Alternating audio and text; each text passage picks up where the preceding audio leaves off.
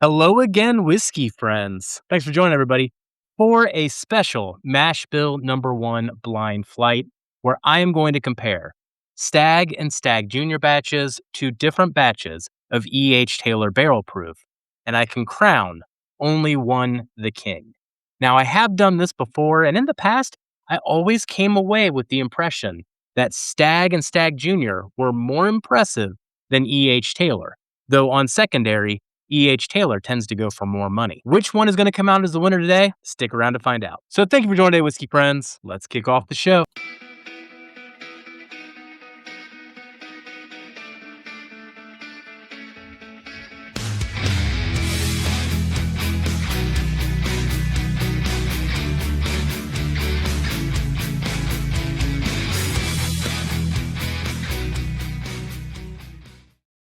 All right.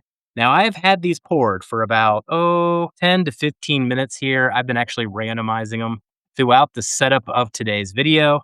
And then I just locked in our order with that little rotation there. So we've got glass A, glass B, glass C, and glass D. Now, big shout out to Todd over at the Bourbon Road podcast. Not only is he the executive producer of this channel, but he is over on the Bourbon Road podcast as well, doing a weekly show. So be sure to check out the Bourbon Road podcast wherever you follow podcasts, be it Spotify, Apple Podcasts, etc., etc. Check out the Bourbon Road. But Todd provided me a sample of E.H. Taylor Batch 14B. Now, this one comes in at 127.4 proof. Now, I have not had any E.H. Taylor batches for many, many years. Now, the batch I do have on my shelf, whether it's batch 7 or batch 8, is 129.7 proof. I got this back in 2019, so it is time to put this bottle to the pasture here very soon. And it has been years since I've done a blind between E.H. Taylor and Stagg. And I've recently had a resurgence where I've gotten my hands on many batches of Stagg. So I put my favorite, more modern batch that I currently have in this flight, which is 25B. So of everything that I've been hearing, I need to get my hands on 25D. And then as a classic batch of Stagg Jr, I've got 127.9 proof, which is actually Stagg Jr Batch 11, and kind of same deal as that E.H. Taylor that I need to put this one to pasture or just blend them both together. Many years ago, I compared both the Stagg Jr and E.H. Taylor barrel that's in my own collection and always came out with the impression that Stagg beats E.H. Taylor. Now, from what I can find, they're both the same mash bill. They're both mash bill #1. Stagg Jr and Stagg are traditionally cheaper at MSRP than E.H. Taylor barrel proof, and typically cheaper on the secondary. Yet for my palate, Stagg and Stagg Jr always won. And I believe there's a bit more age on the Stagg and Stagg Jr batches, which makes a big difference. The only other difference I can find as I was trying to look this up was maybe they are aged in different warehouses. But it was always interesting to me to have two different expressions of the same mash bill at barrel proof, at similar proofs, maybe slightly different age statements, but to have totally different reputations, totally different price points, and secondary price points. So I have never personally tried the E.H. Taylor 14B that is in this blind flight, so I am double blind on that particular pour, nor have I had my own batch of E.H. Taylor that's been on my shelf for many years. In many years in and of itself, I actually don't know the last time I dipped into this thing. So what we're trying to find out in today's blind is A, how does E.H. Taylor barrel proof modern batches do against Stagg overall? And how does it do against the Stagg and Stagg Jr from so many prior years ago, even with all their additional oxidation? As I step through glasses A, B, C, and D, I will leave a marker up here in this corner so that you can follow along with which glass I am on each step of the way. We're going to go through a nosing round, then a palate round. And then the way I like to do things is to eliminate things survivor style until there can be only one. So to kick things off with the nosing round, we are going to go into glass A. And then I've got stickers underneath each of these, which will be part of the reveal when it's all said and done. Going in on the nose of glass A, getting a lot of what I'd almost describe as a honeycomb cereal as kind of my first pull. The typical Buffalo Trace cherry note is there, but it's actually kind of faint. It is mainly cereal, honey, and a lot of caramel forward on A. Not a whole lot to hang my hat on that first pull, honestly. All right, let's get into B here. Now, B has more oak and dark cherry compared to A. Also, quite a bit of a vanilla cream, like the inside of a cherry cordial. More on profile for what I expect from Buffalo Trace. All right, continuing into C. C has more complexity going on than the first two. It starts drifting into more of a custard, even a flan note. And honestly, with the amount of burnt sugars on this one, creme brulee as well. So somewhere in that range, obviously. More honey leaning than it is cherry leaning again. So similarities to A already. Yeah, and light cherries to even light berries on C. All right, let's get into glass D here. And I clearly did a great job on that D. So this one is bright cherry leaning versus the dark cherry that was on B, with quite a bit of a soft pretzel, almost a salted soft pretzel with a caramel dip. Very interesting going through that nosing round. It'd be pretty funny if A and C ended up being the E.H. Taylors and B and D ended up being the Staggs just off the nose. But the lack of the cherry note on two of these, with the cherry note being on the other two, sticks out to me quite a bit. And then A and C felt younger to me too. So I'm not going to look at that too much there, but we'll see on the reveal how close I was to that, even just off the rip of the nose. Overall, my favorite nose was B, followed by D, then C, then A. But while I do give some impact to the nose, it's really about the palate experience for me. So let's get into the taste. We're going to start with A, work our way back through the flight, and then maybe have to do some head-to-heads, but it'll be time to vote one of them off the island. So let's get into glass A first. Okay, definitely more cherry on A than I gave it credit for on the nose. On the nose, I said honeycomb cereal for the most part, but there's definitely some good cherry in there. The cherry in itself almost comes off as a flavored sugar, like a Fun Dip, even with that white sugar stick mixed in there. Definitely quite a bit of that honeycomb, though. That honey note really exploded on second sip. Very, very good impression, considering that was in the last place position after the nosing round. All right, let's get into the taste for B. Oh, man. Immediate oak and dark cherry were by far the most prominent notes there. Definitely followed through on everything I said on the nose. Man, quite a bit of chocolate on there too to go along with that oak. Man, some good spice on the finish as well. That one is definitely a more complete pour compared to A, right off the bat. All of its transitions, front to mid to the finish, the length of the finish. Yeah, B is fabulous. Okay, all right. Well, let's get into glass C. Yes, C's fruits drift more into a berry range than a very explicit cherry. Comes across softer and even waxier than the other two samples. Still with that honeycomb cereal note.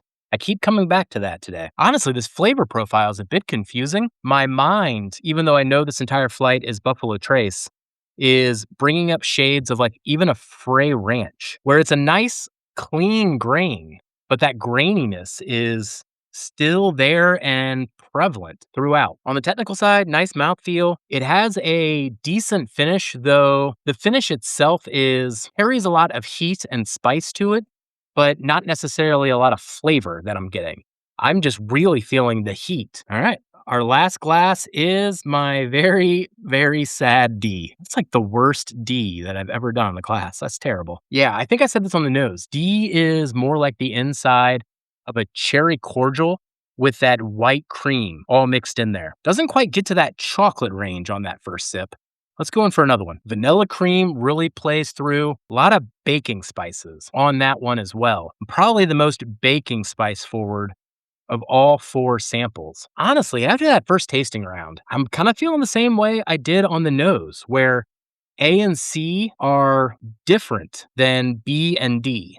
Even though these are all the same mash bill, the profiles don't align, and my impressions of B and D are immediately stronger than A and C. Now, A was in last place on the nose. I'm going to compare A and C really quick, but I do think it's going to be one of those two that'll be the first one out of today's Royal Rumble. So I'm going back and forth on the noses of A and C. Man, are they still similar? C's nose does stick out though. Let's go in for the taste. I'm gonna start with C and then go back to A. I got a bit more distinct cherry on C. I know I was calling it berries before. Still getting a whole lot of that honey. Let's go into A. Man, those two are very, very similar.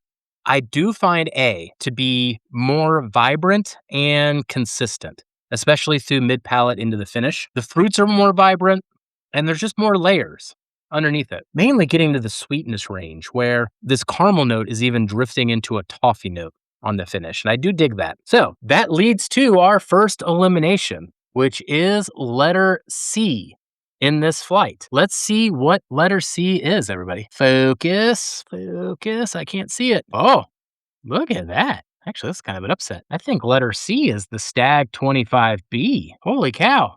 I love that batch. I think that won the last time I did a blind. Well, that's going to be Sting. Tell you what, right off the bat, I kind of kicked out what I thought could be the front runner in this thing. Personally, this was my favorite Stagg batch amongst the three that I got in a row, which were the 24D, the 25A, and thus the 25B.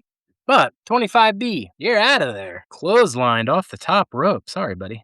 Jeez. So we're going to go in for another elimination here. And I am sticking to my instincts on this one. Next one to get voted out is Glass A. Poor, don't get me wrong, but there are aspects of A that do come across as flat to me. Now, I don't know if A is an E.H. Taylor or a Stagg. I said they were related from the very start, but let's see how reliable that was or if there's now crow on my face. So Glass A was, wait, stickerless. Stickerless? What did I do? Crap, I didn't put a sticker on this one. Okay, all right, so we're gonna find out the reveal for Glass A in just a moment. Son of a gun, did the sticker fall off? Darn it. Okay, well, I guess that just adds to more drama here because I voted off A and we don't even know what A is. It also means then I really don't know what B and D are. So I'm going to do the head-to-head between B and D, and let's find a winner. All right. I'm going to start out with Glass D first, and then work my way back to B. Cheers, everybody. On D, still getting cherry with the vanilla cream. If I were to find a fault in D as we get in more into it here, the finish kind of falls off, though typically kind of expect that for Buffalo Trace products. All right. Last pull on D. I'll be honest, B has been kind of leading this thing the entire time. So we'll see if it takes it home. Yeah. B, dark cherry is awesome, best oak profile, best transitions, it's got some good toffee on the finish, even getting the honey in B. I mean, B is just all around a far superior pour of this entire flight tonight, honestly. So that means we do have to vote one off the island, which also means we get to discover our winner, which then retrospectively means we get to figure out what A was. And next one out of there is our very lopsided D here. Bit crooked. And D was, for the reveal, the Taylor 14B. All right, so thank you, Todd, for the sample. And the E.H. Taylor 14B came in second place on this flight. Super solid pour. Definitely a buy at MSRP, but man, I would not pay secondary for this. And then that leaves our winner. I mean, far and away the winner, honestly, tonight.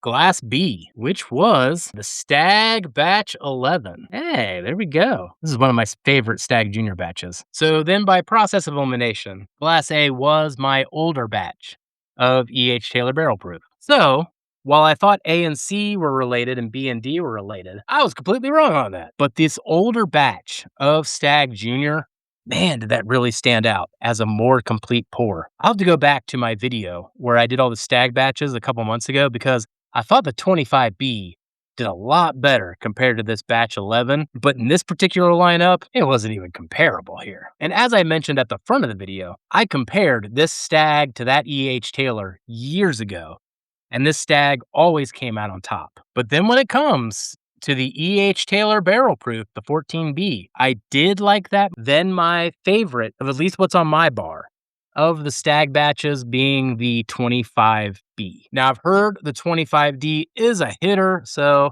maybe I got to include that one in the lineup at some point here. But for my learnings on this particular batch, came in second in this flight, and it came higher than what I have left of that 2019 batch of E.H. Taylor. All of these perfectly enjoyable pours, though again, probably warn against going above MSRP on any of these. Thank you, Todd, for the chance to do this blind flight. Once again, Keep in mind, Bourbon Road Podcast, wherever you listen to podcasts. And just remember, while you can always find more whiskey, you can never have enough whiskey friends. So take care of those around you, and we will catch you on the next one. Goodbye, everybody.